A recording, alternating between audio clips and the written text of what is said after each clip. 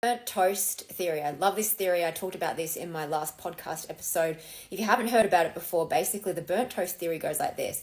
If you burn your toast in the morning, it sets you back, let's say, 5 minutes in your morning routine. So you've got to throw that toast out and make another set of toast, right? And so it throws your routine out. Therefore, you might miss something that would normally happen in those 5 minutes that you were using to make your second set of toast. I give the example of, there was a time when I used to be an actor. I booked this role on a show called Kath and Kim. If you're Australian, you probably know this show.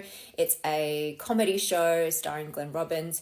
And I booked this role and the shooting date was set, everything was set, but then I had a family wedding come up on the same day, same time as the shoot date. I really wanted to do the role, so I tried to work with production to shift the times and all those kinds of things. And normally they will not usually shift filming times for actors, but the director really wanted me in this role. So they really tried hard to amend the schedule to get me to the shoot and to the set so I could film and so I could go to this wedding as well, the family wedding. Anyway, in the end, we couldn't make the times line up, so I ended up deciding to go to the family wedding because I wanted to be there, and I had to let that role go. Later, after the wedding, this would have been maybe late at night on the evening news, I found out that there was a big fire in the Burnley Tunnel. If you live in Melbourne, you probably know the Burnley Tunnel. It's a tunnel that goes through into the city. I figured out that had I taken the role and gone to set, I would have been driving through the Burnley Tunnel to get to set location at around the time that this truck fire happened. So in a way, if I had taken the role, I could have been in a truck fire.